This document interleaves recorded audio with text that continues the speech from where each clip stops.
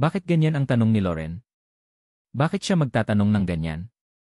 Iniisip ni Jordan kung pinagtaksilan ba ni Lauren si Jordan noon. Kaya ba niya pinayagan sila ni Park Anya? Paano sasagutin ni Jordan ang ganoong tanong? Masyadong nabalisa si Jordan. Mahal, dahil ba sa bastos na si Sean? Hindi. Mabilis na nagtama si Lauren. Mr. Handley has been very polite to me the entire time and never touched me. Sinasabi ko lang kung mangyari, baka sakaling dumating ang araw na yon. Sabi ni Jordan, Lauren, ikaw at si Victoria ang babaeng pinakamamahal ko. Kahit anong mangyari, hindi ko kayo iiwan. Nang marinig ito ni Lauren, tuwang-tuwa siya. Alam kong ikaw ang pinakamagandang asawa sa mundo. Sa sandaling ito, biglang binawi ni Sean ang telepono at sinabing, sige, itigil na natin ang pag-uusap tungkol dyan. Dati Jordan, si Lauren ang mananatili sa akin pansamantala. Huwag kang mag-alala, hindi ko talaga siya hahawakan at pakikitunguhan siya ng maayos. Pero dapat alam mo kung ano ang gusto kong gawin mo para sa akin. Siyempre alam ni Jordan ang balak ni Sean. Sinabi ni Jordan, alam ko. Gusto mong tulungan kitang magkaroon ng tagumpay sa pamamaraan ng mind transplant. Humalakhak si Sean. Tama. Tinurukan kita ng gamot ng dating Diyos-Diyosan. Ang kakayahan mo sa paghula ay dapat na umunlad ng husto ngayon, tama. Kumunot ang noo ni Jordan. So it was you. Hindi inaasahan ni Jordan na may mga gamit si Sean na ginamit ng dating Diyos. Ang mga bagay na iyon ay talagang nakakatulong kay Jordan. Napangiti si Sean. Tama. Tinutulungan ko ang sarili ko sa pamamagitan ng pagtulong sa iyo. Jordan, sana makipagtulungan ako sa iyo at huwag maging kaaway. Basta tayo ay nagtutulungan, ano pa ba ang iba pang mga sikretong pamilya sa atin? Kaya natin silang ibagsak. Sandaling nag-isip si Jordan. Si Sean ay may masamang intensyon at tiyak na hindi isang mabuting kasama. Gayunpaman, kinailangan siyang pakalmahin ni Jordan para hindi niya masaktan si Lauren. Sige, ipinapangako kong tutulungan ka. Gayunpaman, dapat mong malaman na magkakaroon kami ni Miyamoto Masaki ng one-on-one na laban sa loob ng 1 buwan. Kailangan kong mabuo ang Mirakuru Serum sa susunod na buwan. Kung hindi, papatayin ako ng kamao ni Miyamoto Masaki sa arena. Tumango si Sean. Alam ko ang tungkol dito. Para mabuhay ka, kailangan nating magtulungan. Sige, pag-aralan mo muna ang serum na iyan pansamantala. Naniniwala akong hindi ikaw ang mamamatay sa arena na iyon pagkaraan ng 1 buwan, ito ay si Miyamoto Masaki. Inaasahan ko ang iyong tagumpay. Paalam. Matapos ibaba ang tawag, nakahinga ng maluwag si Jordan at sinuklay ang kanyang kamay sa kanyang buhok. Iniisip pa rin niya ang tanong ni Lauren. Alam ni Jordan, na pamilyar sa psikolohiya, na hindi magtatanong ng ganoon si Lauren nang walang dahilan. May nangyari ba kay Lauren? Kung may nangyari talaga sa kanya, sa pagkatao niya, hinding-hindi niya ito itatago o magsisinungaling sa akin. Pero bakit pakiramdam ko may something sa kanya na hindi ko alam? Kilalang-kilala ni Jordan si Lauren. Hindi siya katulad ni Hailey. Kung si Hailey, hinding-hindi siya aamin sa pagdaraya. Gayunpaman, hindi magsisinungaling si Lauren sa taong pinakamamahal niya. Ni. Habang iniisip ni Jordan ang mga bagay na ito, biglang nag-ingay si Park Anya. Kinusot niya ang kanyang mga mata at dahan-dahang bumangon. Nagising si Park Anya. Nagpanik si Jordan. Walang ideya si Park Anya sa nangyari kanina. Paano ito ipapaliwanag ni Jordan sa kanya? Nang magising si Park Anya at nakita si Jordan, nagmamadali itong nagtanong, Jordan. Ayos ka lang ba? Hindi ka pinatay ng tatay ko, di ba? Nag-aalala si Park Anya sa kaligtasan ni Jordan sa oras na magising siya. Mukhang malaki rin ang pakialam niya kay Jordan. Awkward na sinabi ni Jordan, hindi. Ikaw, Lee. May gustong sabihin pa si Park Anya, ngunit bigla niyang napagtanto na nasa kama na silang dalawa at pareho silang nakahubad. Agad na nagpanik si Park Anya. Hinawakan niya ang kumot at tinanong, Jordan. Anong ginawa mo sa akin? Natulog ka ba sa akin? Nagmamadaling paliwanag ni Jordan, Madam, hayaan mo akong magpaliwanag. Ngayon lang Gusto niyang sabihin kay Park Anya ang buong pangyayari. Gusto niyang malaman ito na hindi niya sinasadya. Pero sobrang nabalisa si Park Anya. Nang hindi binibigyan ng pagkakataon si Jordan na magpaliwanag, malakas niyang tinanong, tinatanong kita, kasama mo ba ako natulog? Ang nangingibabaw na aura ng Diyosa ni Park Anya ay hindi nagbigay kay Jordan ng pagkakataong magpaliwanag. Sabi ni Jordan, ngayon lang, ikaw Muli siyang pinutol ni Park Anya sa mas malakas na boses. Sagutin mo ang tanong ko. Natulog ka ba sa akin? Hindi nakaimik si Jordan. Hindi na niya sinubukang magpaliwanag at diretsong sumagot. Pero kasi, smack! Sinampal ni Park Anya ang mukha ni Jordan. Iyon ang pinakamalupit na sampal na natanggap ni Jordan. Kanina pa siya sinampal ni Hailey, pero doble ang lakas ng sampal ni Park Anya. Walang awa ang babaeng ito.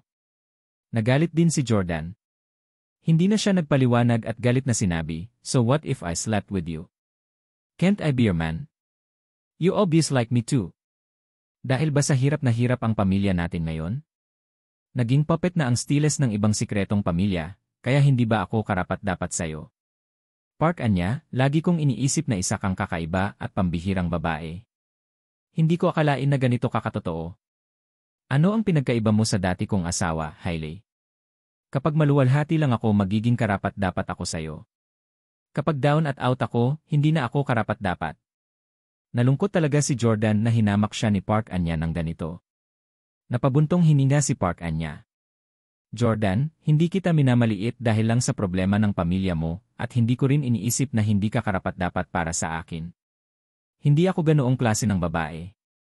Huwag mo sana akong ikumpara sa babaeng tulad ni Hailey. Insulto iyon sa akin.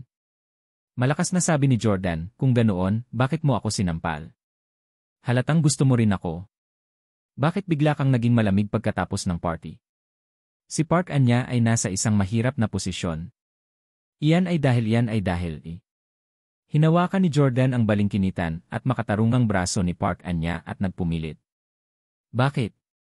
Pwede mo bang sabihin sa akin ng diretsyo? Huwag mo akong hulaan. Dahil babae ako ng tatay mo. Napabulala si Park Anya. Natigilan si Jordan. Sumabog sa ikatlong pagkakataon ang isip ni Jordan. Isa na namang kidlat ang biglang kumidlat. Isa pang kalokohang katotohanan na hindi niya maisip. Anong sabi mo? Babae ka ng tatay ko. Tapos si Park Soran.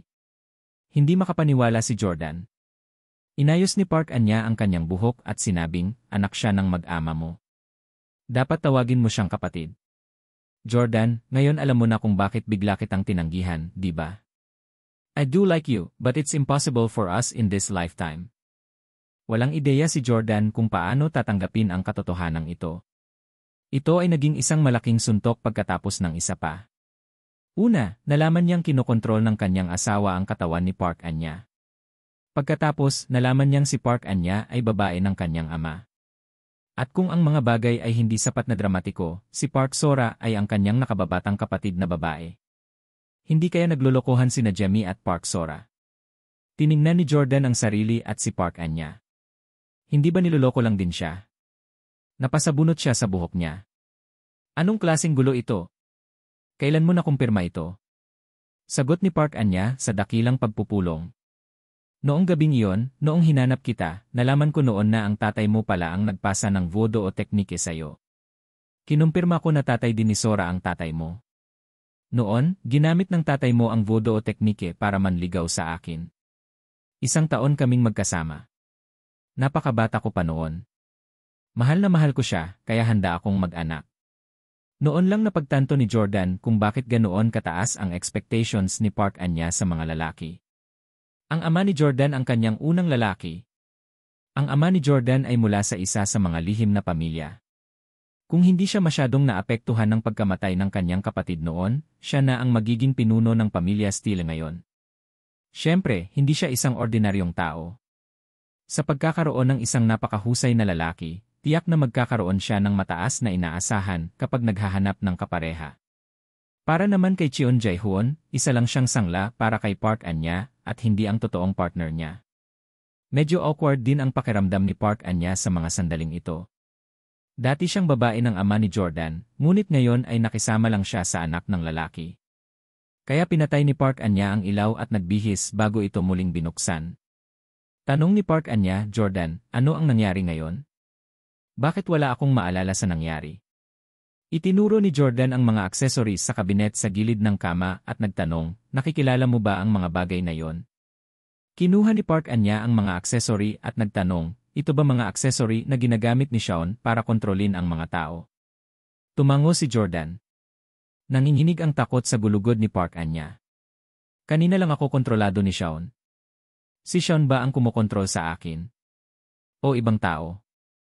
Damn it, gusto kong patayin ang taong gumamit ng katawan ko. Hindi nangahas si Jordan na sabihin ang totoo. Si Loren ang nagkontrol sa katawan ni Park Anya para makiusap kay Park Sang-joon, dahilan para masira ang kanilang mag-ama. Si Park Anya ay pinatalsik sa pamilya Park. Kung alam niyang si Loren yon, nag-aalala si Jordan na kamumuhian ni Park Anya si Loren. Pagsisinungaling ni Jordan. Si Sean ang kumokontrol sa'yo. Naramdaman ni Park Anya na may mali. Tumingin siya kay Jordan. Kintrol niya akong matulog sa'yo. Walang magawa si Jordan. Buntong hininga, huwag mo nang banggitin pa. Ngayon ko lang nalaman ang totoo. Bago ka magising, kalahating oras na akong nagsusuka sa inidoro. Kapag nakita ko ang kasuklam-suklam na lalaki na yon, tiyak na dudurugin ko siya. Yuhi! Biglang naramdaman ni Park Anya na mas nakakaawa pa si Jordan sa kanya. Inabot niya ito para aliwin siya. Kalimutan mo na, Jordan. Sa simula pa lang, pervert si Sean. Tratuhin mo na lang na parang ako yon. Napatingin si Jordan kay Park Anya. Sigurado ka bang ibig mong sabihin yon? Parang na-realize ni Park Anya na baka hindi rin tama. Marahil ay maaari kang magpanggap na ito ang iyong asawa ngayon lang. Tumango si Jordan. Tama si Park Anya. Talagang naging asawa niya ito ngayon lang. Sabi ni Jordan, Madam, may isa pa po akong gustong sabihin sa inyo. Ngayon lang po, pagkatapos makontrol ni Sean ang katawan niyo, hindi niya pinansin ang pagtutol ng tatay mo at itinaya niya ang lahat para protektahan ako. Galit na galit ang tatay mo at pinaalis ka sa pamilya. Ano? Nataranta si Park Anya nang marinig niya ito.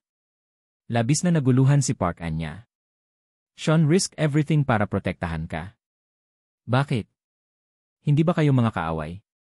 Bakit niya ko kontrolin ang katawan ko para protektahan ka at labanan ang tatay ko? Hindi masabi ni Jordan kay Park Anya na isa siyang diyosa. Tutal, siya ay mula sa pamilya Park. Kaya't ito lamang ang maibibigay niya.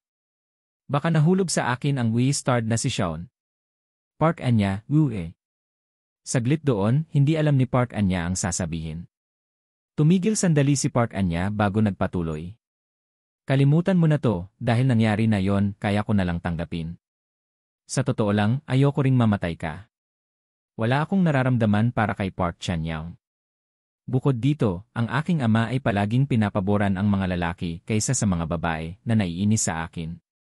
Higit sa lahat, alam ko na kung hindi mo ginawa ang ginawa mo, papatayin ka na ni Park Chan-young.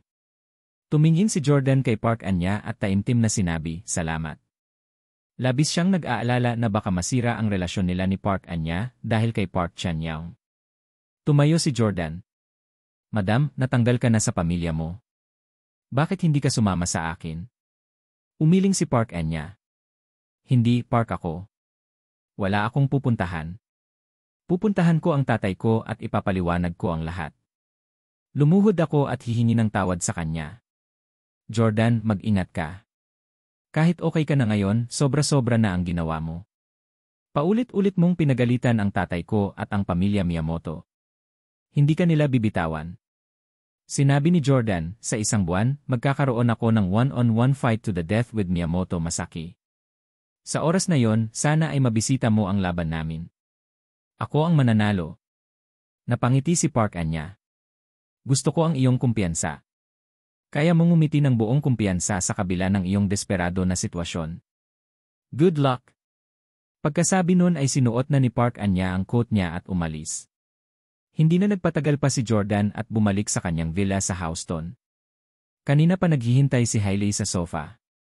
Pagbalik ni Jordan, dali-dali siyang pumunta sa harap at nagtanong, Hubby, bakit ngayon ka lang bumalik?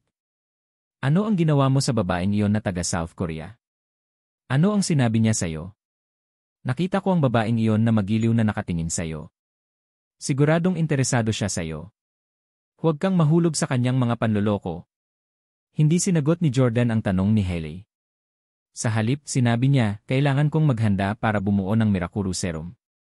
Ang nalalapit kong laban ay may kinalaman sa buhay at kamatayan ko at ng aking mga magulang.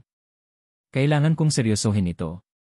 Hahanap ako ng tahimik na lugar para sa susunod na buwan. Hailey, maghiwalay na tayo ng landas mula ngayon. Natural, ayaw ni Hailey na mahiwalay kay Jordan. Hubby, I know that the fight is very important. Why don't we go back to Orlando? Orlando is a very quiet city.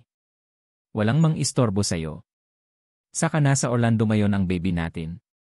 Sa tuwing pagod ka, pwede kang pumunta sa amin. Tumango si Jordan. Sige, punta tayo sa Orlando. Ang unang pagkakataon na pinangarap ni Jordan ang hinaharap ay sa Orlando.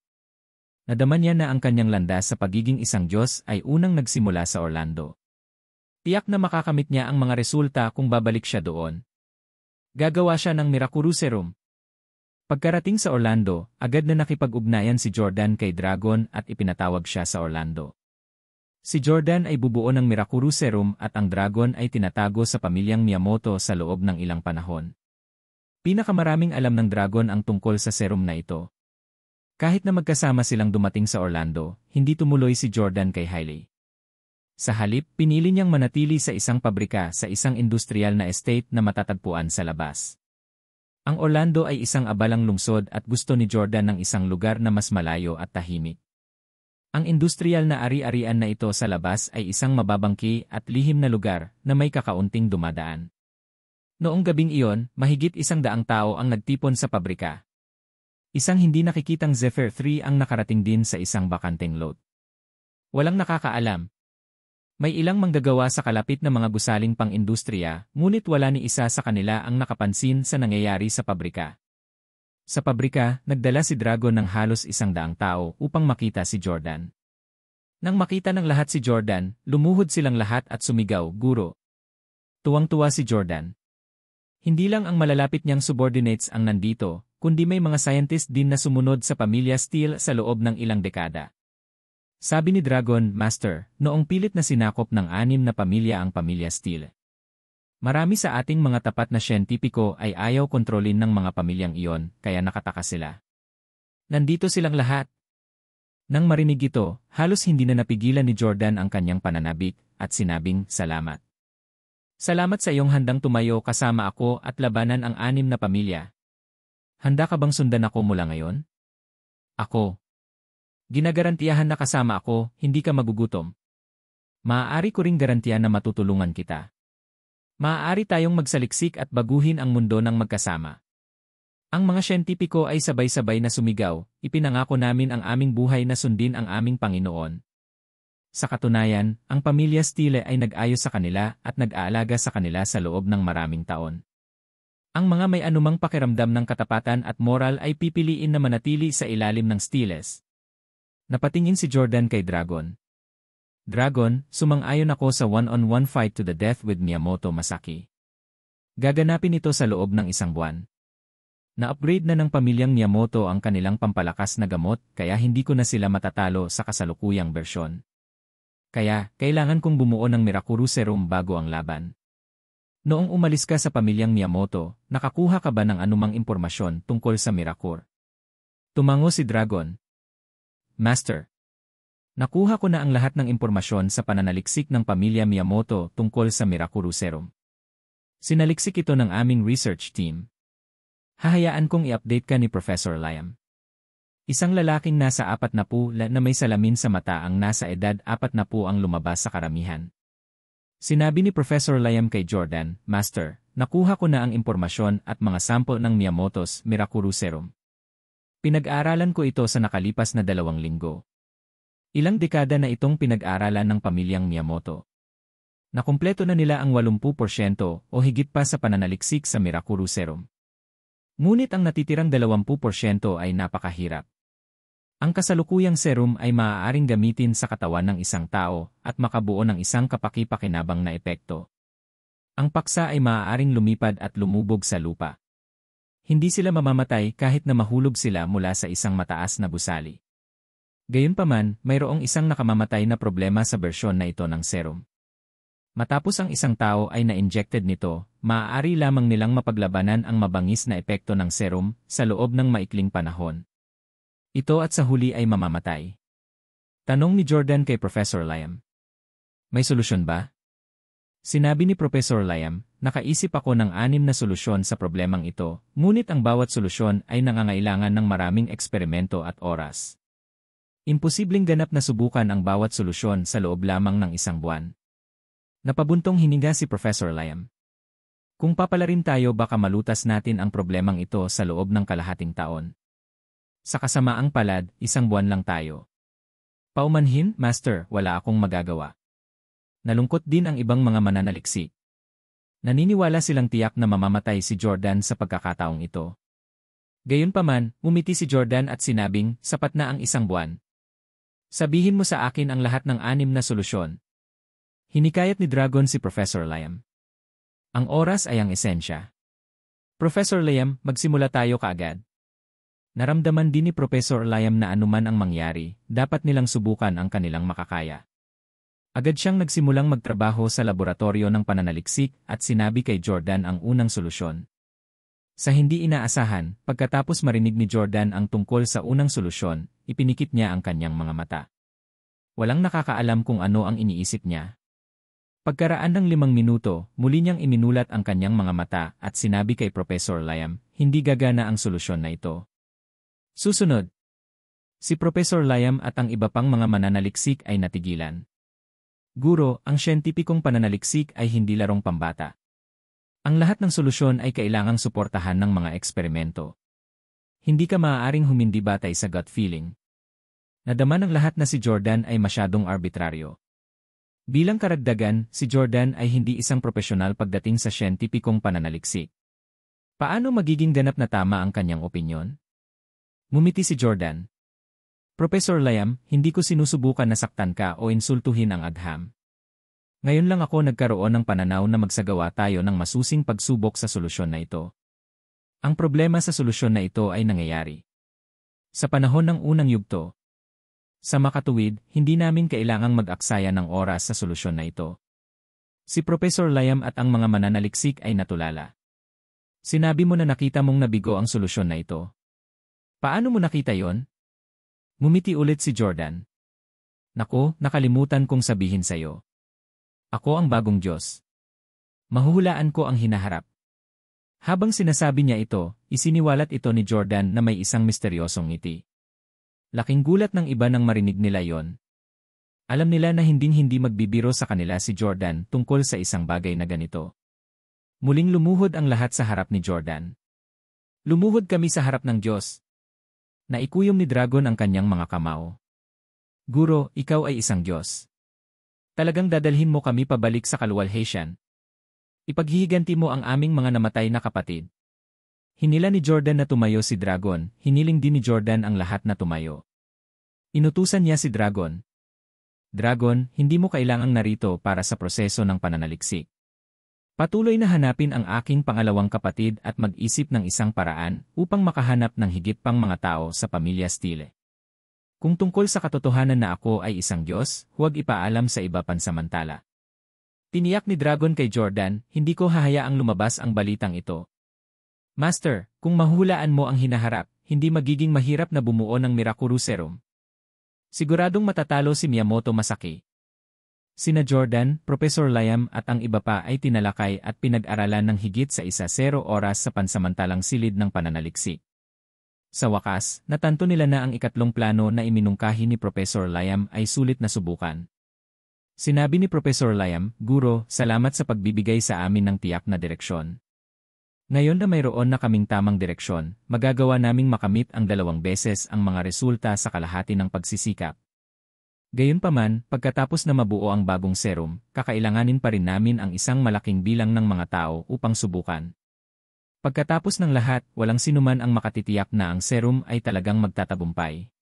Kahit na mahuhulaan mo ang hinaharap, hindi namin maaaring hayaang subukan mo muna ang iyong sarili.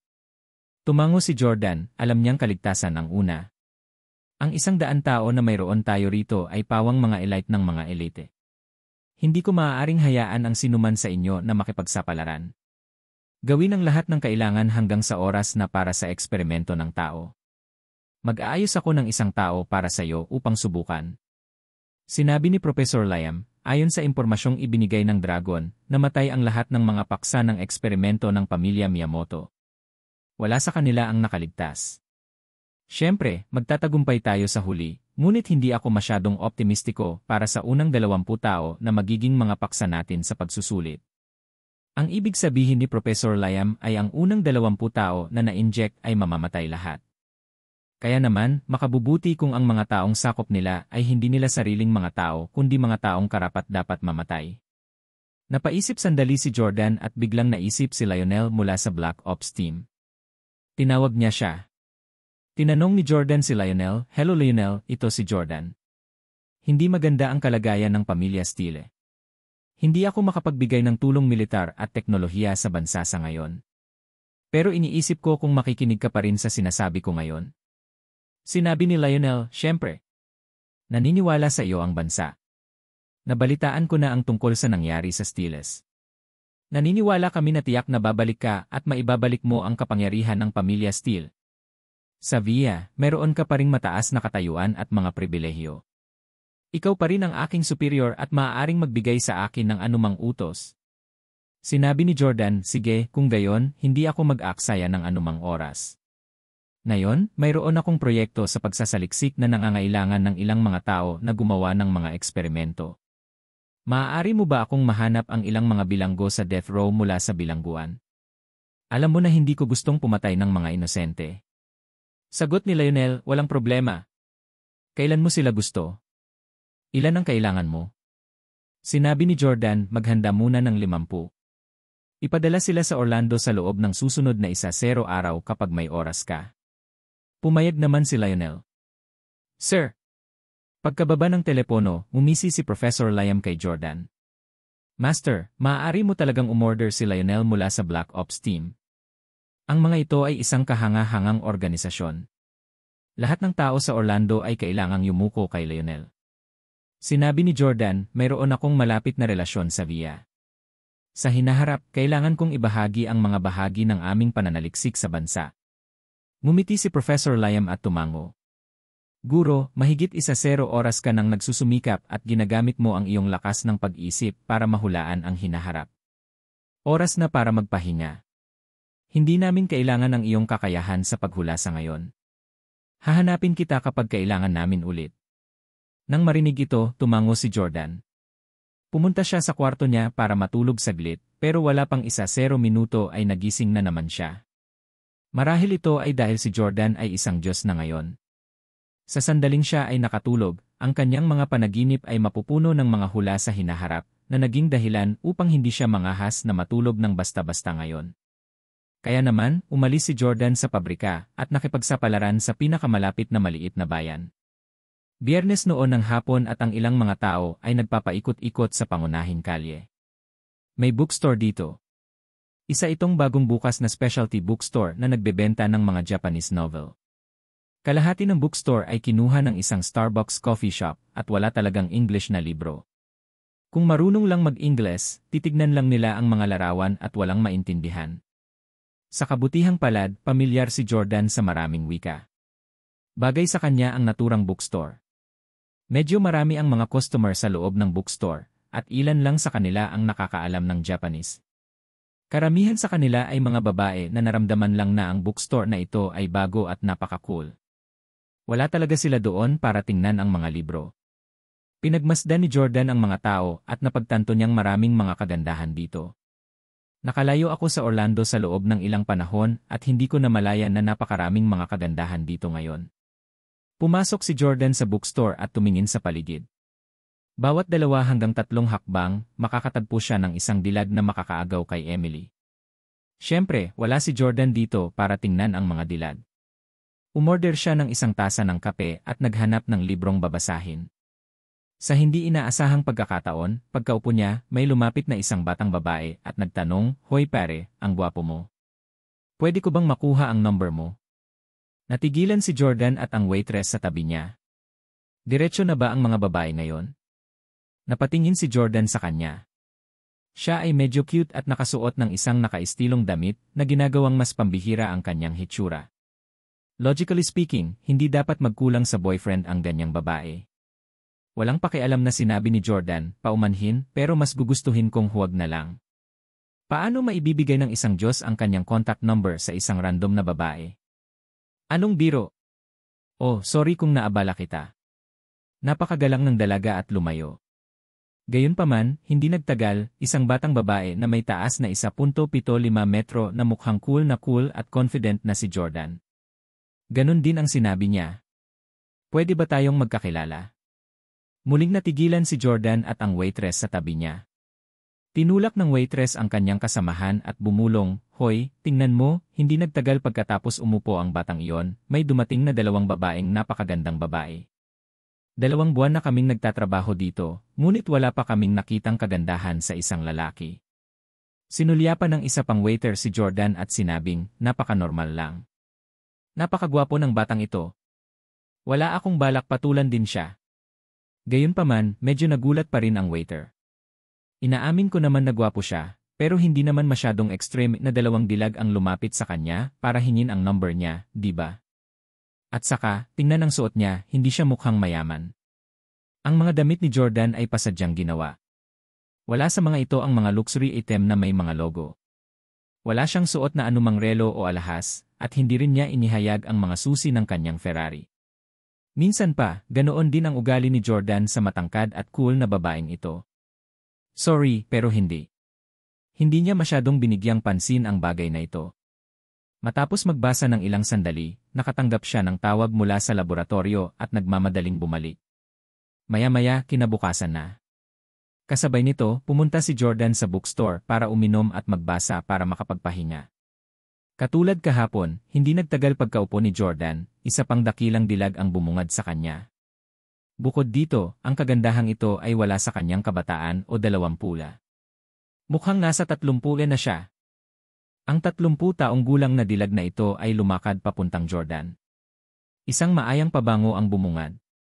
Sinulyapan ng magandang babae ang librong binabasa ni Jordan at sinabi sa malumanay na boses, "Mister, gusto mo rin ba ang gawa ni Noda Hiroshi? Gustong-gusto ko rin ang gawa niya. Nakilala ko pa siya sa Japan at maituturing na kaibigan niya. Gusto mo ba siyang makilala? Maaari ko siyang ipakilala sa iyo." Napatingin si Jordan sa babaeng ito. Isa pa siyang top-notch beauty. Pagkatapos ng kanyang unang pagbisita, nagsaliksik si Jordan sa cave na ito at napagtanto na isa ito sa mga pinakabagong hotspot para sa mga influencer ng social media upang suriin. Kaya talagang hindi nakakagulat na makatagpo ang ilang magagandang babae dito. Magkagayunman, ang mga babaeng tumatama sa Jordan nitong nakaraang 2 araw ay pawang mga likas na dilag na may magiliw na ugali. Hindi tulad ng maraming mga kilalang tao sa social media na nasa plastic surgery at heavy makeup. Gayunpaman, nanatiling hindi na tinag si Jordan. Hindi na kailangan, salamat. Madaling matawagan ni Jordan ang mga nangungunang artista sa mundo upang makilala siya. Bakit kailangan niya nang magpakilala sa kanya?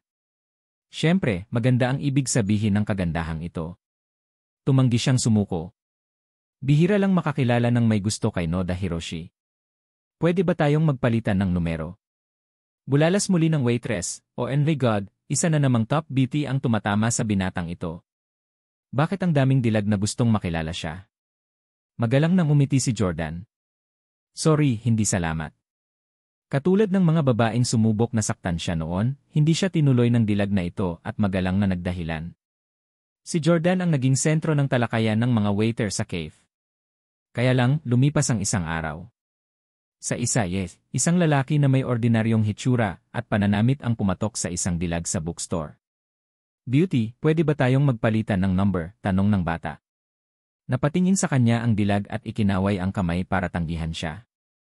Sa sandaling ito, pumasok ang isang binata na nakasuot ng branded na damit at may hawak na susi ng Lamborghini. Sinundan siya ng isang tambay na nakasuot din ng branded na damit. Itinulak pa lang ng binata ang pinto nang masaksihan niya ang eksena ng pagtanggi. Ngumiti siya at naglakad patungo sa kagandahan. Iyon din ang tanong niya, "Beauty, pwede ba tayong magpalitan ng mga numero?" Napatingin ang magandang dalaga sa binata. Hindi tulad ng lalaking nakabanggalang sa kanya, ang lalaking ito ay nakasuot ng uso at mamahaling damit at may hawak itong susi ng isang Lamborghini. Pumayag naman ang dilag. CJ. Sa harap mismo ng dating lalaki, nagpalitan sila ng mga numero. Hindi lang iyon. Pagkatapos nilang magpalitan ng mga numero, kinutya ng binata ang lalaki. Dude, hindi lahat ng tao ay nakakapagpaganda. Umuwi ka at tingnan mo ang sarili mo sa salamin o ibili ka ng tatay mo ng sports car bago ka magpaganda. Hindi ka karapat-dapat ngayon, alam mo ba yon? Nagalit agad ang lalaki. Paano mo nasasabi yan? Isa ka lang spoiled rich boy. Maraming mayayamang tao sa Orlando at kung saan-saan ang mga sports car. Pero wala pa akong nakitang mayabang. Napangiti ang binata. I could have not ignored you. In fact, most rich people like me are unwilling to interact with low-class people like you. But I'm in good mood today, so I am trying to teach you some life principles. Tignan mo na lang tayong dalawa. Mas gwapo ba ako sa'yo? Hindi. Kung kaya mong bilhin ang damit ko at kumuha ka ng mas magaling na hairstylist, baka mas gumwapo ka pa sa akin. Mas bagay ba akong maging boyfriend kaysa sa'yo? Talagang hindi. Isa akong hamak. Kahit sa mga mayayamang playboy sa Orlando, ako ang pinakamasama. Pero bakit ako nakakakuha ng numero ng isang kagandahan, samantalang ikaw ay nabigo? Dahil hindi ka kasing mayaman sa akin. Dude, walang babae sa Orlando na hindi ko makukuha. Learn this lesson well. Ang mayamang binata ay tinawag na Darren Cheney. Nambobola agad siya ng kanyang tambay. Darren, tama ka. Ikaw ang nangungunang lady killer sa Orlando. Napakadali para sa iyo na makakuha ng numero ng babae. Nang marinig ito, napabuntong hininga ang waitress nang makitang mayabang si Darren. Labis na nalungkot si Darren. Waitress ka lang. Ano ba ang muso mo?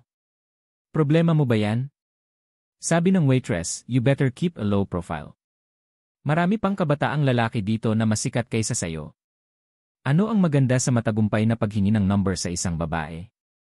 Mayroon kaming isang binata sa aming shop na maraming magagandang babae ang hihingi sa kanya ng kanyang numero. Bata pa si Darren at mahilig makipagpaligsahan. Bullshit! Sino ang lalaking iyon? Tawagan mo siya at tingnan ko. Sabi ng waitress, kadalasan ay mga 4:00 ng hapon lang siya dumarating. Mumuso si Darren. Sige, 3 oras akong mananatili dito para hintayin siya. Gusto kong makita kung gaano kagwapo at mayaman ang lalaking ito. Who dares to steal na limelight? Makalipas ang 3 oras, dumating si Jordan kasabay ng ginawa niya noong nakaraang 2 araw. Pagkapasok niya ay pinagbuksan siya ng pinto ng waiter. Sir, kape para sayo. Nakangiting tumango si Jordan. Ang sabi ng waitress, makiupo po, sir. Ipapagawa ko po kayo kaagad. Gaya ng mga nakaraang araw, pumili ng libro si Jordan at umupo. Nakaupo sa malayo, maingat na sinusukat ni Darren si Jordan. Pang-uyam ng tambay ni Darren. Iray, ito ba yung lalaki? Hindi naman siya masyadong gwapo. Nakasuot ng makaluma ang lalaking ito at mukhang mapurol. Hindi ko alam kung anong brand ang suot niya, pero mukha siyang 30-year-old na lalaki. Hindi katulad mo. Para kang batang stud. Gayunpaman, nakaramdam ng pananakot si Darren habang sinusukat niya si Jordan. Medyo gwapo ang lalaking ito, pero sa panahon ngayon, walang kwenta ang pagiging gwapo lang. Kailangang mayaman. Kailangan mong ibunyag ang mga logo ng mga branded mong damit at susi ng kotse. Hindi naman siya mukhang mayaman. Hindi ako naniniwalang isang dilag ang magkukusa para tamaan siya. Hindi rin ako naniniwala. Ang mga babae dito ay puro prinsesa sa mga pedestal na sanay na manligaw at mambobola. May mga pangit na babae na baka magkusa na suntukin siya pero imposibleng gawin iyon ng magandang babae. Bulalas ng tambay. Gayunpaman, nang matapos silang magsalita ng dalawa, pumasok ang isang batang babae na naka-red dress. Kamukhang-kamukha niya ang isang celebrity. Oh my God! Isang kagandahan. Isang walang katulad na kagandahan. Agad na tumayo si Darren sa kanyang kinaupuan at naglakad para kausapin ang dilag sa pulang damit. Hello, beautiful. Nandito ka ba para magbasa? Anong libro ang hinahanap mo? I'm very familiar with this place. Let me help you. Habang nagsasalita siya, sinadya niyang ianggulo ang kanyang katawan para ipakita ang kanyang mamahaling relo at mga susi ng sasakyan ng Lamborghini. Gayunpaman, hindi na tinag ang kagandahan sa pulang damit.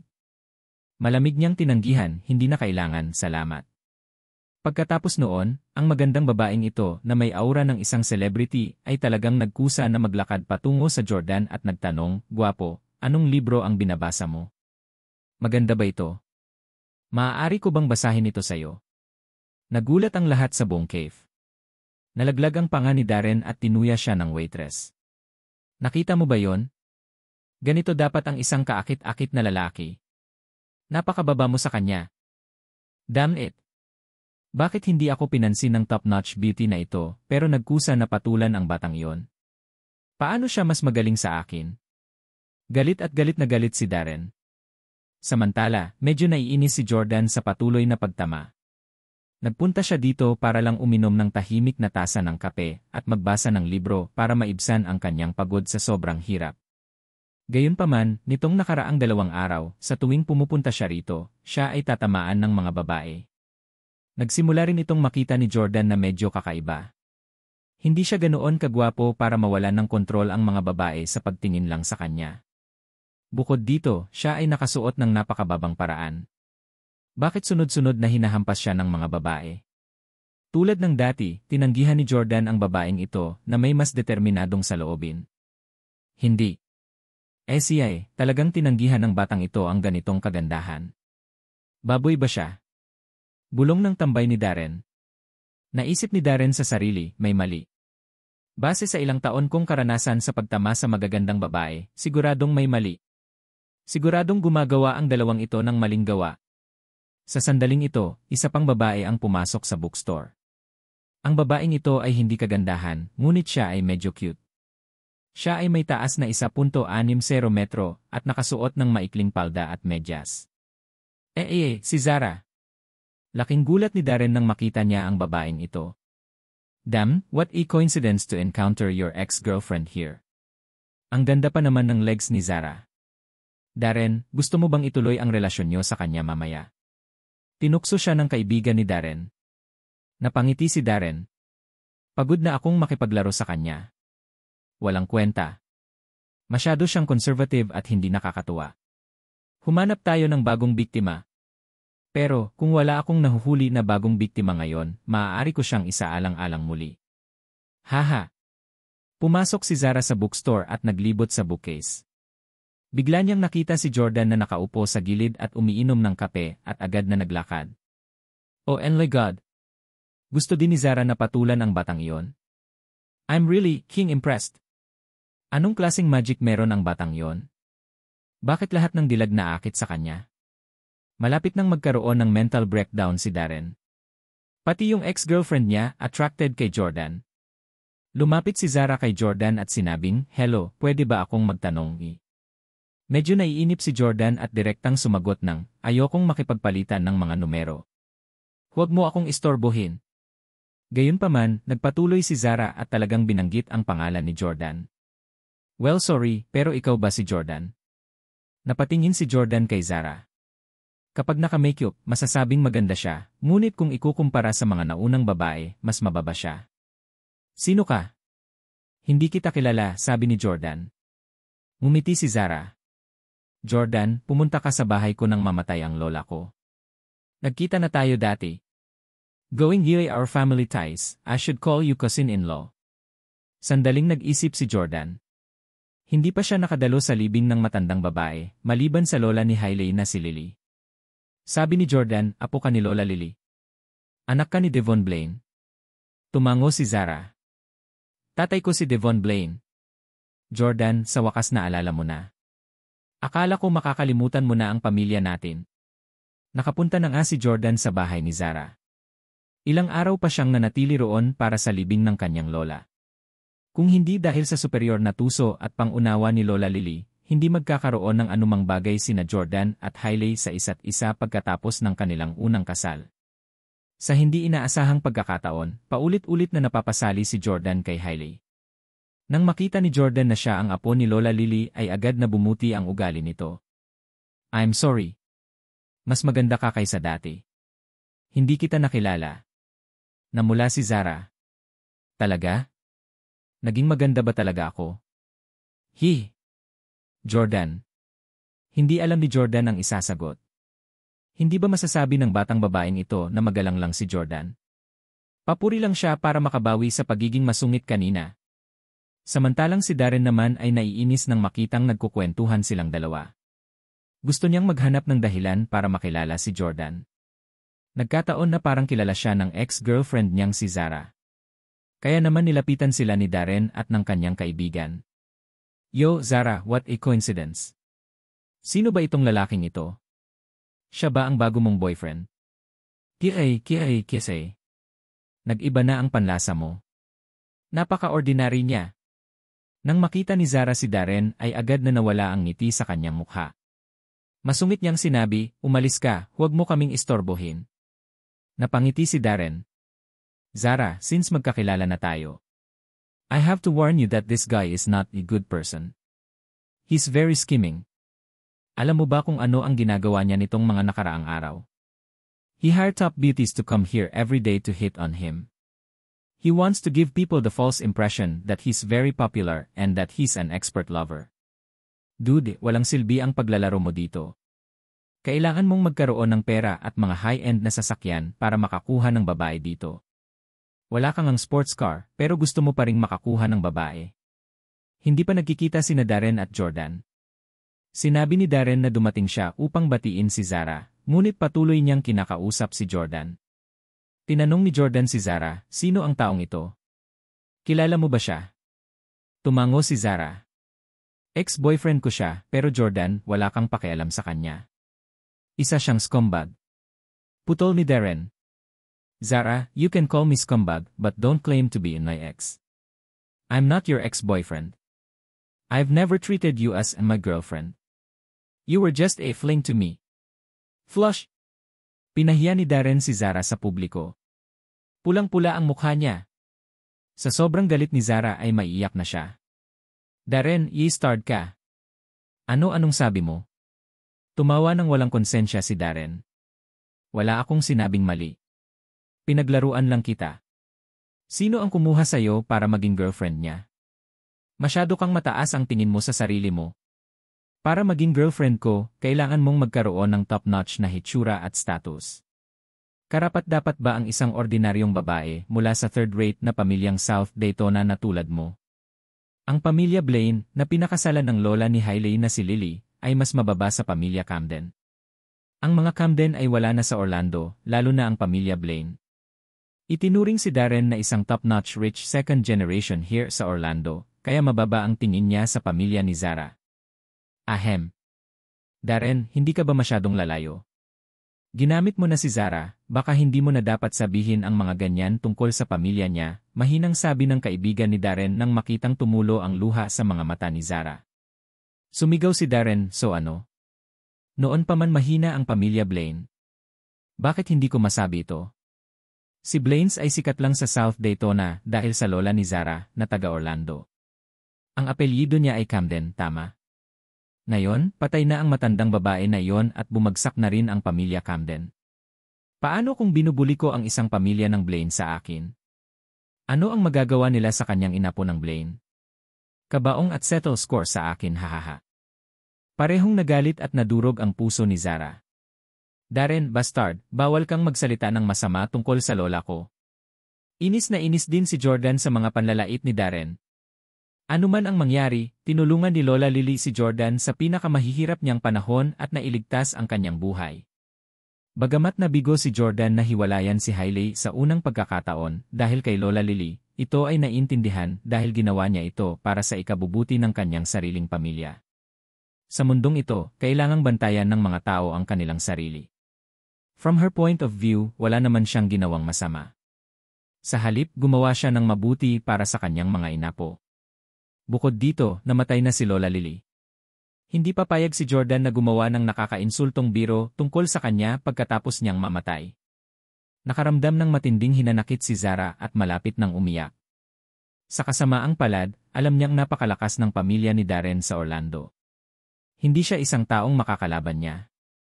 Sa sandaling ito, tumayo si Jordan. Tumingin si Jordan kay Darren at malamig na sinabi, lumuhod ka kaagad at humingi ng tawad kay Zara at sa kanyang lola. Bilang isang mayamang tagapagmana ng ikalawang henerasyon, paano kayang panindigan ni Darren ang gayong saloobin? Ganti ni Darren. What the hell did you say? You want me to kneel? Are you drunk? Alam mo ba kung sino ako? Bang! Hindi nag-aksaya ng oras si Jordan. Sinipa niya ang tuhod ni Darren. Agad na napasigaw si Darren sa sakit at napaluhod. Tumingin si Jordan sa ibaba at sinabing, ang lola ni Zara ang aking benefactor. Nagsalita ka ng masama tungkol sa kanya sa harap ko. Karapat-dapat kang mamatay. Gayunpaman, tumanggi pa rin si Darren at ang kanyang kaibigan na aminin ang pagkatalo. Sa ilalim ng normal na mga pangyayari, ang isang tao na dumanas ng biglaang pagsipa ay hindi agad susuko ngunit pagbabantaan ang umaatake ng batas. Pagkatapos ng lahat, ito ay isang legal na lipunan. Labag sa batas ang pisikal na pananakit. Bukod dito, para sa isang mayamang tagapagmana ng ikalawang henerasyon na tulad ni Darren, siya ang kadalasang nambubugbog ng mga tao dahil maaari niyang ayusin ang mga bagay sa pamamagitan ng pera. Anong karapatan ni Jordan na bugbugin ang mga tao? Galit na galit si Darren. Rascal, napakalapit mo sa pamilya Blaine. Ibig sabihin, basura ka rin kagaya nila. Dapat ay galing ka rin sa ilang third-rate na pamilya sa South Daytona. Wala ka sa Orlando. Hayaan mong sabihin ko sa iyo, ako si Darren mula sa first-rate na pamilyang Cheney sa Orlando. How dare you kick me? Damn you! At saka, huwag kang magkunwari sa harap ko. Nalaman ko na ang pakulo mo. Naghar ka ng mga dilag para patulan ka para ma-reject mo sila. Sa ganitong paraan, lalabas kang napakalakas. Hehe, nakita ko na sa mga pelikula ang trick na to, you bongga prick. Si Jordan ay isa ng Diyos at hindi na isang ordinaryong tao. Sa 3 taon niya sa Orlando nang ikinasal siya kay Hailey, nakita ni Jordan ang maraming mayayamang pangalawang henerasyong tagapagmana tulad ni Darren. Marami sa kanila ang nagbuni ng kanilang kayamanan at naging mayabang sa kanya, ngunit hindi na lang sila pinansin ni Jordan. Ngayon na si Jordan ay isang Diyos, walang paraan na pabayaan ni Jordan ang sinumang nang udyok sa kanya. Tumingin si Jordan sa mayabang na si Darren at naisip, nagkataon, kailangan ko ng isang tao para sa eksperimento sa Mirakuru. Dadalhin ko siya para sa eksperimento. Sinabi ni Professor Liam na ang unang ilang paksa ng tao ay may maliit na pagkakataong mabuhay. Ayaw ni Jordan na basta-basta papatayin si Darren. Gusto niyang magkaroon ng halaga sa kanya ang pagkamatay ng batang ito. With that thought, hinawakan ni Jordan si Darren at kinaladkad palabas. Sundan mo ako. Patuloy siyang hinihila ng kaibigan ni Darren. Hoy, anong ginagawa mo? Saan mo dadalhin si Darren? Bitawan mo siya agad o tatawag ako ng pulis. Hindi pinansin ni Jordan ang kaibigan at pilit na hinila palabas si Darren. Heavens, what powerful strength! Para siyang may bitbit na maliit na sisiyo. Ang mga kabataan ngayon ay puro fashion at pagkuha ng litrato lang ang iniisip. Wala silang kakayahan sa pakikipaglaban. Si Darren ay hindi mukhang mahina, ngunit sa harap ni Jordan, wala siyang kapangyarihan.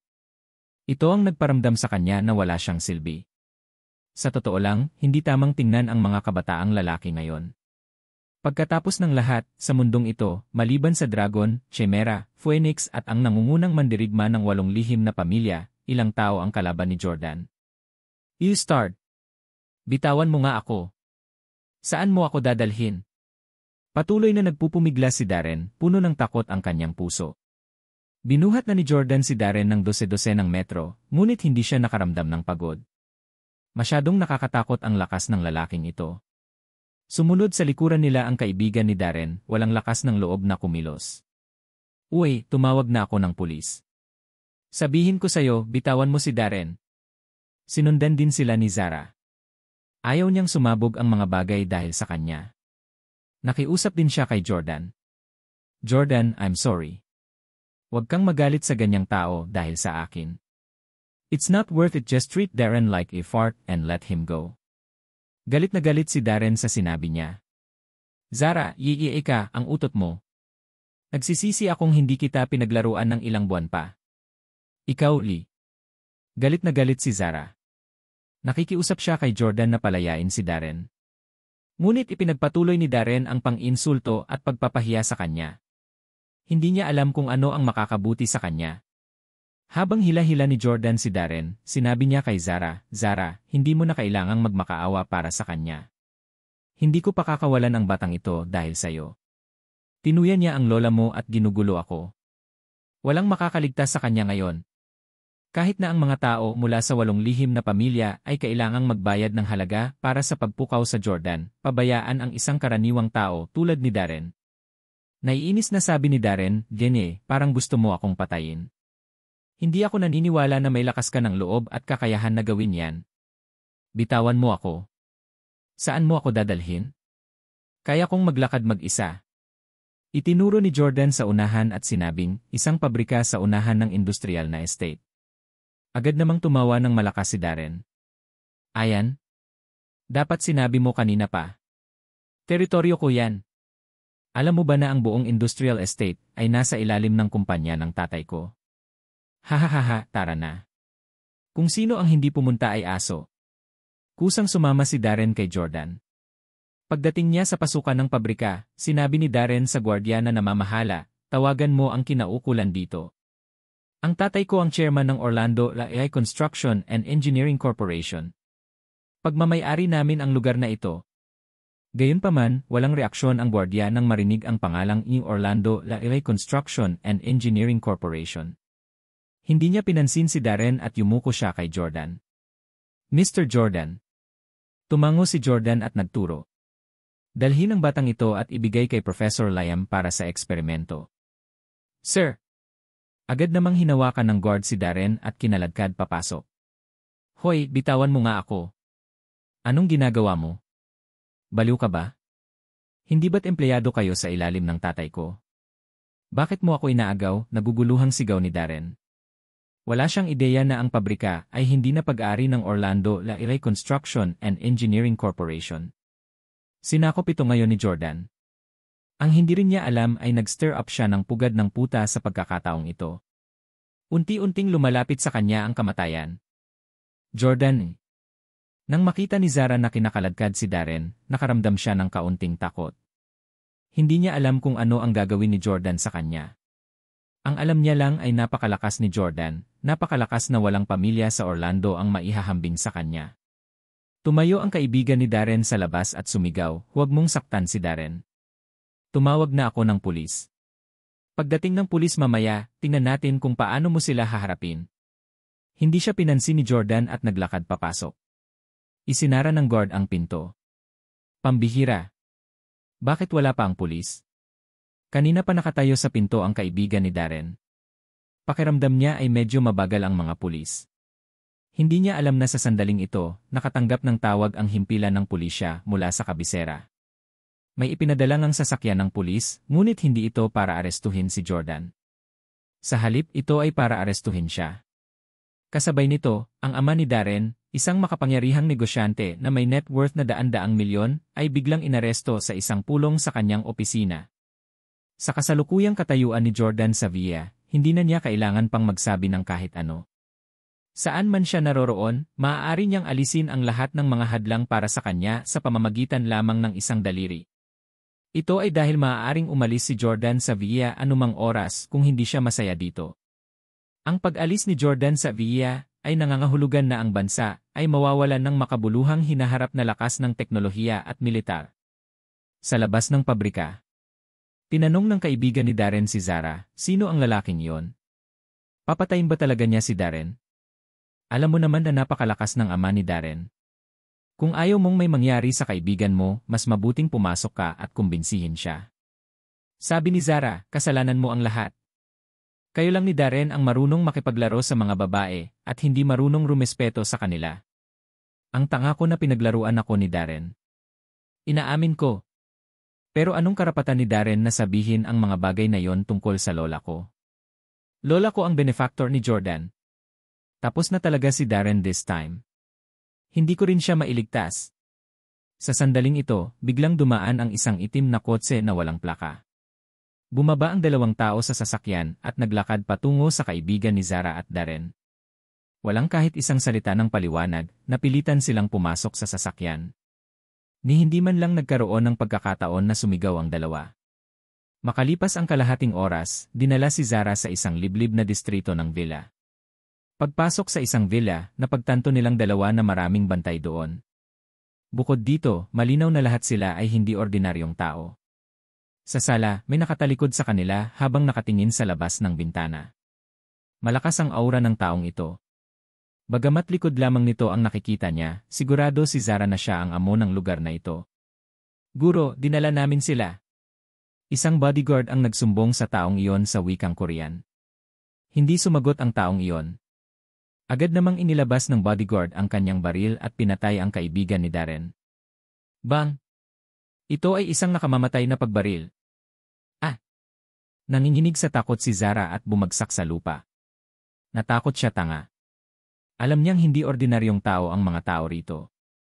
Alam din niya na ang lalaking nakatalikod sa kanya ay may hindi maarok na kapangyarihan. Gayunpaman, hindi niya inaasahan na papatayin nila ang isa sa kanila nang hindi man lang sinasabi. Ang gayong hakbang ay binaliwala lamang ang lahat ng batas at kahihinatnan. Niyakap ng mahigpit ni Zara ang kanyang mga binti at tumingin sa bodyguard na bumaril sa kanya. Nagmakaawa siya, "Huwag mo akong patayin," pakiusap Jebal. Narinig ni Zara na nagsasalita ng Korean ang mga guards, baka galing sila sa South Korea. Alam niya ang ilang simpleng Korean phrase at sinubukan niyang humingi ng awa sa kanilang wika. Nanatiling malamig ang bodyguard habang tinutukan niya ng baril si Zara. Sa sobrang takot ni Zara ay hindi niya alam ang gagawin. Mahigpit na niyakap niya ang kanyang mga binti upang pigilan ang sarili na malantad. Pero bigla niyang itinaas ang kanyang palda para mas makita pa ang kanyang magandang figura. Alam niyang katamtaman ang kanyang hitsura. Siya ay itinuturing na isang normal na kagandahan pagkatapos maglagay ng pampaganda, ngunit ang kanyang mga binti ay hindi masama. Niligawan lang siya ni Darren dahil nagustuhan niya ang mga sexing legs nito. Sa kasamaang palad, napagod siya sa kanya pagkatapos ng ilang sandali.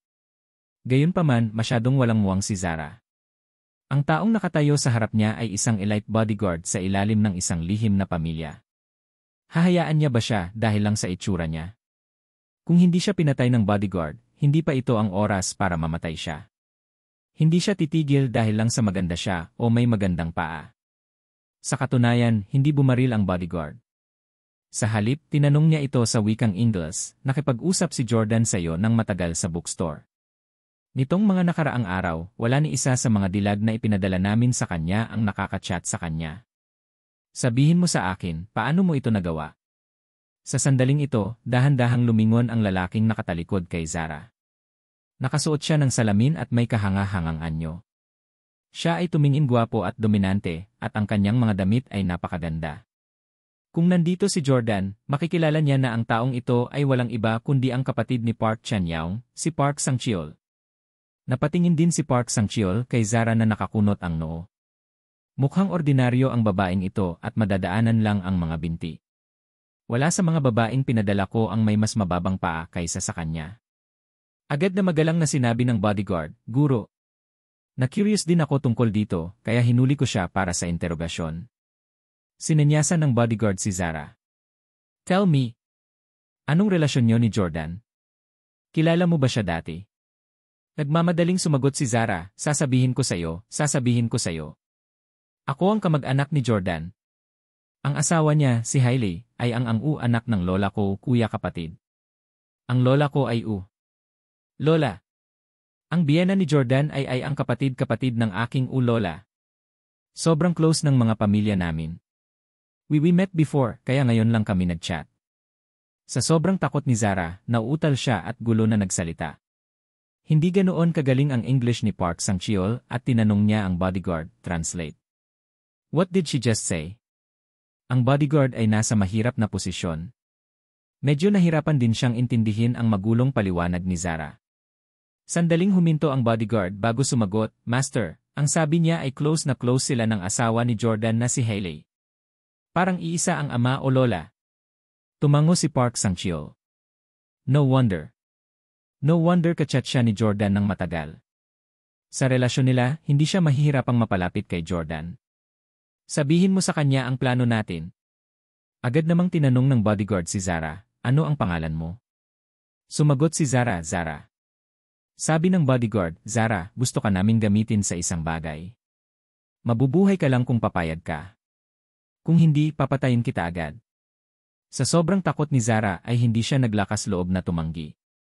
Nanginginig siya habang nagtatanong, ano-ano ito? Naglabas ng lipstick ang bodyguard at sinabi kay Zara, napakasimple. Isuot mo itong lipstick at mag-isip ng paraan para mahalikan ka ni Jordan. Tiningnan ni Zara ang lipstick na walang anumang logo at agad na napagtanto na ito ay tiyak na hindi lamang isang simpleng lipstick. Baka may nakamamatay na lason dito. Noon pang 1-0, ginagamit na ng Unyong Sobyet ang dirty trick ng pagkalason sa isang tao gamit ang lipstick.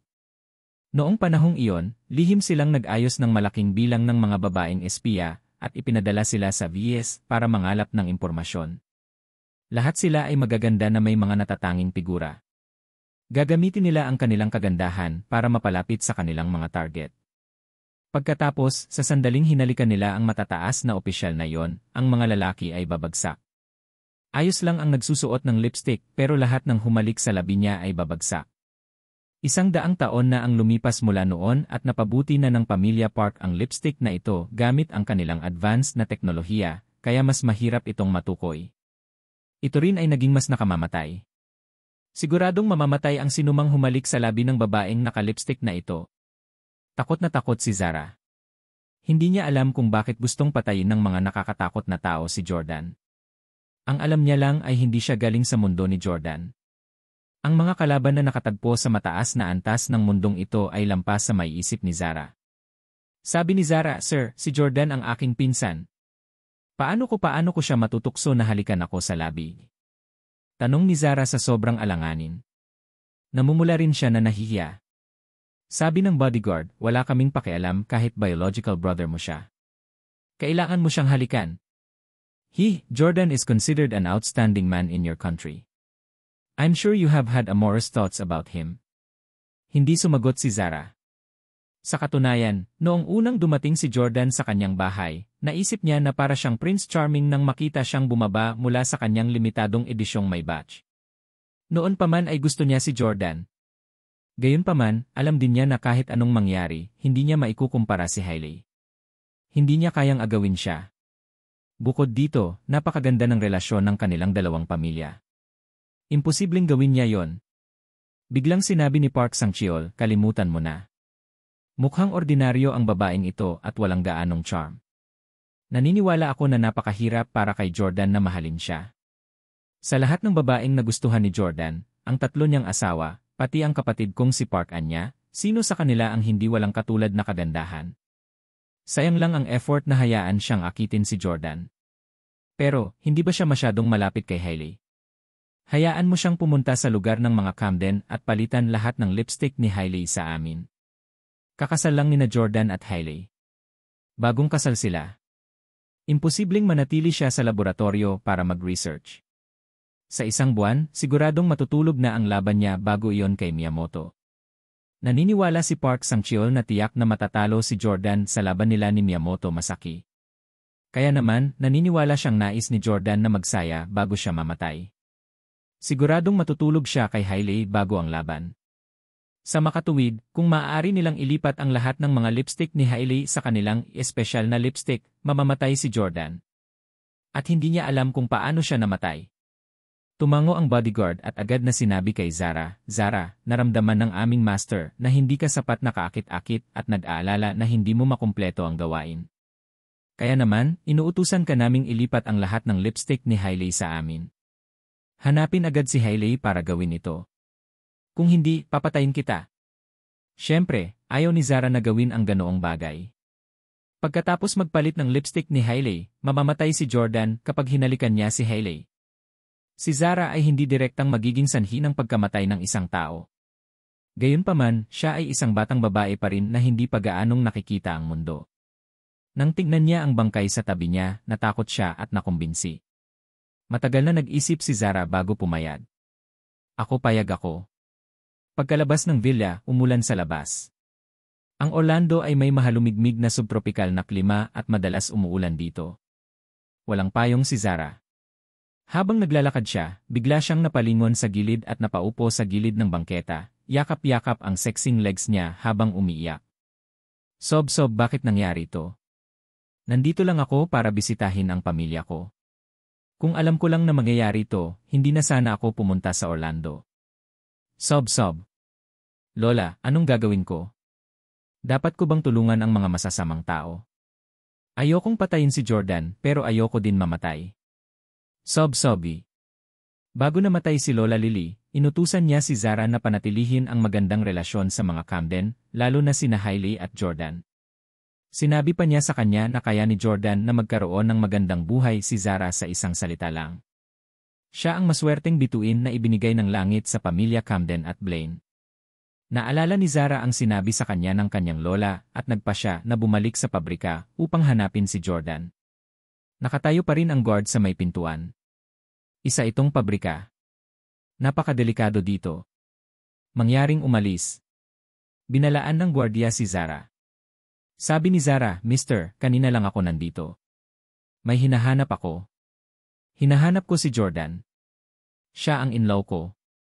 Pakitawagan mo siya at sabihing may importante akong sasabihin sa kanya. In-law? Napatingin ang guard kay Zara. Galing ka ba sa pamilya Camden? Tumango si Zara at hindi na nagpaliwanag pa. Natatakot siya na kapag ipinaliwanag niya ng malinaw ang kanilang relasyon, malalaman ng mga gwardiya na hindi siya ganoon kalapit kay Jordan at hindi siya papayag na pumasok. Sinabi ng gwardiya, inutusan ni Master na walang sinuman sa pamilya Camden ang pinahihintulutang pumasok. Ang aming Panginoon ay kasalukuyang nasa gitna ng isang bagay na napakahalaga. Pakiusap, huwag mo siyang istorbohin. Kung mayroon man, maaari mong sabihin sa akin. Ipapasa ko ang mensahe. Ibinaba ni Zara ang kanyang ulo. Paano niya sasabihin sa isang estranghero ang tungkol dito? Sa katunayan, hindi niya alam kung dapat pa ba niyang sabihin kay Jordan ang tungkol dito. Kaya naman, lumayo si Zara sa ambon. Sa isang high-end na residential district sa Orlando.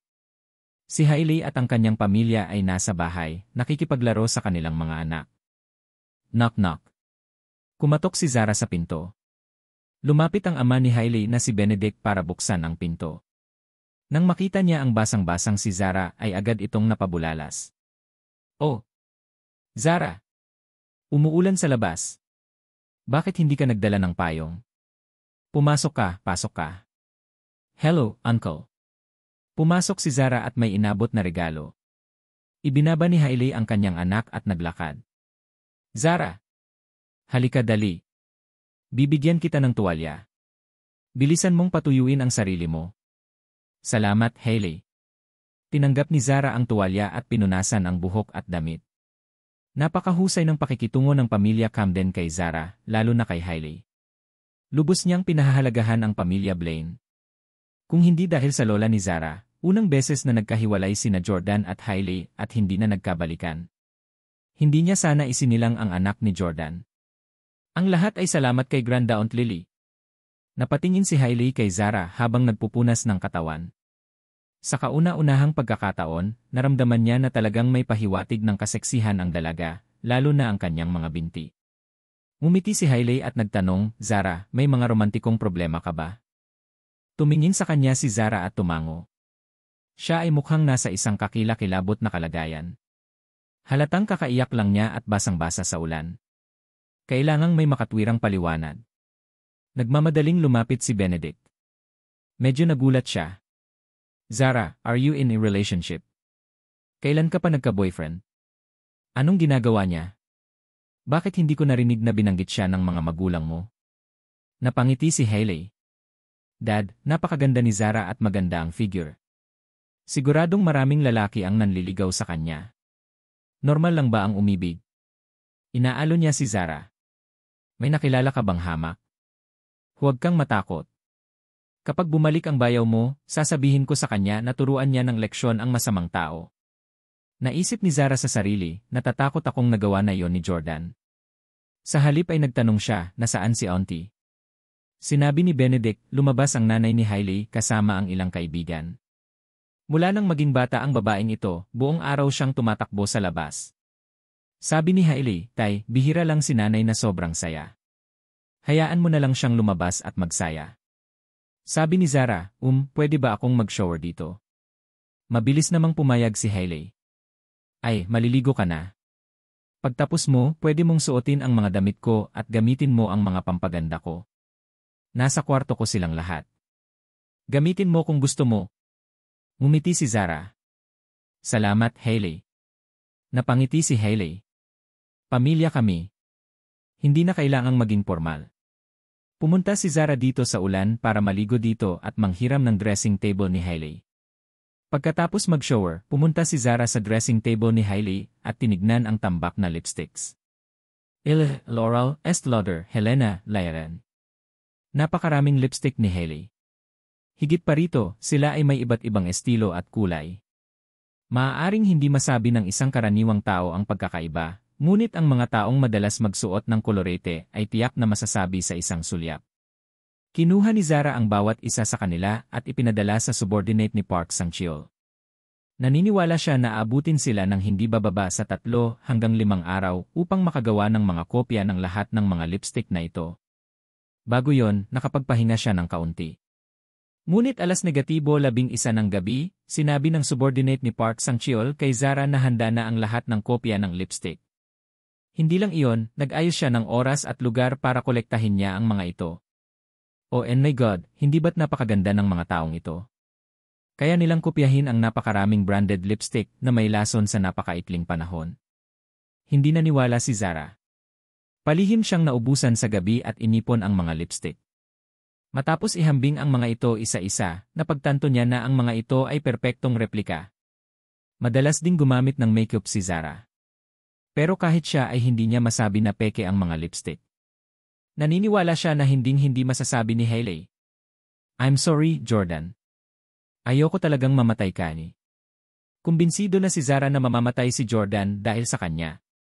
Pagkalipas ng 5 araw, opisyal na binuo ng pangkat ng pananaliksik ng Jordan ang unang bersyon ng Miraculous Serum para sa pagsubok.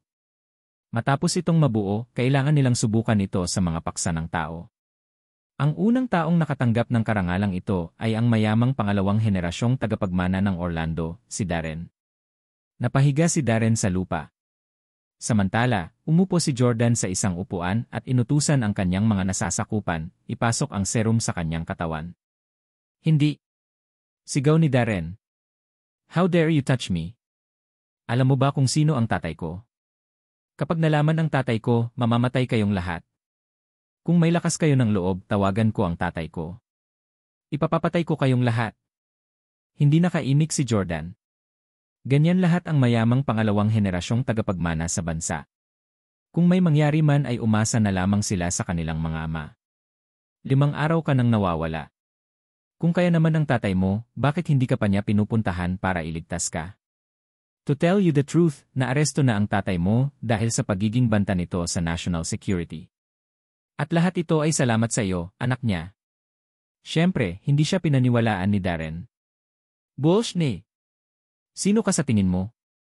How dare you convict my father of such a crime? Brat, pretentious man. Ang ginawa ko lang ay paglaruan ang maliit na EDC na yon, Zara. Nagdaramdam ka at gusto mo siyang ipaghiganti. Now let me tell you. Paglabas ko, paglaruan ko na naman siya. Iihi ako sa lapidan ng lola niya. Ikinaway ni Jordan ang kanyang kamay, nagpapahiwatig na agad na kumilos ang kanyang mga nasasakupan. Ayaw na niyang makinig sa mga kalokohan ni Darren. Agad na tinurok ng subordinate niya si Darren ng serum. Ito ang unang bersyon na binuo ng koponan ni Jordan. Ito ay isang pang-eksperimentong bersyon pa rin at hindi kumpleto. Ang layunin ay upang subukan lamang ito. Masakit. Anong tinurok mo sa akin? Natakot si Darren na mamatay siya pagkatapos ma-inject. Ngumiti si Jordan. Hindi mo kailangang kabahan. Pagkatapos ma-inject ang serum, ang iyong katawan ay makakaranas ng isang malaking lukso sa lakas. Ikaw ay magiging Superman. Superman, ang aking asno. Hindi pa nabubuli si Darren sa buhay niya. Ngunit sa nakalipas na 5 araw, siya ay pinahirapan at pinahiya. Pakiramdam niya ay nag-inarte lang si Jordan. Makalipas ang ilang minuto, naramdaman ni Darren ang malaking pagbabago sa kanyang katawan. Naramdaman niya ang unti-unting paglaki ng kanyang mga kalamnan. Ang kanyang mga daliri ay naging mas makapal. Lalong sumigaw si Darren. Pagkatapos ng 1 buong oras, kumpleto na ang pagbabago ni Darren. Ang kasalukuyang Darren ay mas matangkad at mas malakas kaysa dati. Talagang naging mas malakas ako eh. Sa wakas ay nagsimulang maniwala si Darren sa mga salita ni Jordan. Binigyan ng subordinate ni Jordan si Darren ng 220 kilo barbell at sinabi sa kanya, "Iangat mo." Tumingin si Darren sa barbell at iniunat ang kanyang mga kamay. Agad na sumingit ang nasasakupan ni Jordan. Hindi, iangat ito gamit ang isang kamay. Isang kamay?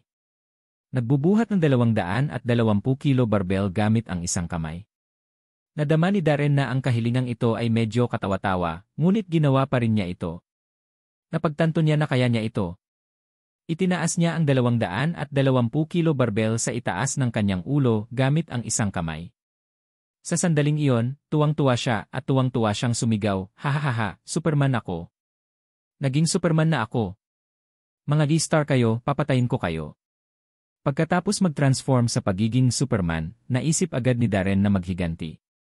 Gusto niyang basagin ang 220 kilo barbell sa Jordan. Naniniwala siyang tiyak na hindi kakayanin ni Jordan ang bigat na ito. Gayunpaman, nang akmang gagawin niya yon, 12 baril ang biglang nakatutok sa kanyang ulo. Nanatiling kalmadong nakaupo si Jordan sa kanyang upuan. Hindi ka pa totoong Superman. Igalaw mo ulit ang kamay mo at sasabog ang ulo mo. Laking gulat ni Darren nang makita ang napakaraming baril na nakatutok sa kanyang ulo. Nagmamadali niyang ibinaba ang barbell at mumiti. "Buddy, I'm sorry. Kaya mo ako hinuli para lumakas ako. I misunderstood you, buddy. I'm really sorry about Zara. Actually, I really loved her.